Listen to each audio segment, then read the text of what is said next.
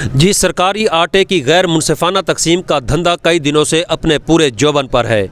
बाअसर अफराद सरकारी आटा खरीद कर होटलों पर बेच देते हैं। इतला मिलने पर हम एक मकान पर एक वीरान मकान है जिसमें आटे के थैले सटा किए गए थे और दो नौजवान सरकारी थैलियों से निकाल कर सफ़ेद रंग की थैलियों में ये आटा मुंतकिल कर रहे थे और हमें देखते ही न सिर्फ अपना मोटरसाइकिल बल्कि आटे के 45 थैले भी छोड़कर यहाँ से भाग गए, जिसकी इतला इंतजामिया को दी गई और अब तहसीलदार साहब की टीम यहाँ पर पहुँच चुकी है और उन्हें मोटरसाइकिल और आटे के ये थैले अपनी तहवील में ले लिए हैं। मेरा कैमरामैन आपको दिखा सकेगा कि टीम के अफराद यहाँ मौजूद हैं और उन्होंने ये तमाम थैले और मोटरसाइकिल अपनी तहवील में ले लिया है और उनका ये भी कहना है कि इनके खिलाफ यकीनी तौर पर हम ऐसी कार्रवाई करेंगे ताकि हकदार को हक मिल सके। शहरी मौजूद हैं, वो इस गैर मुनसिफाना तकसीम के बारे में क्या कहते हैं, आइए आपको दिखाते हैं। जी,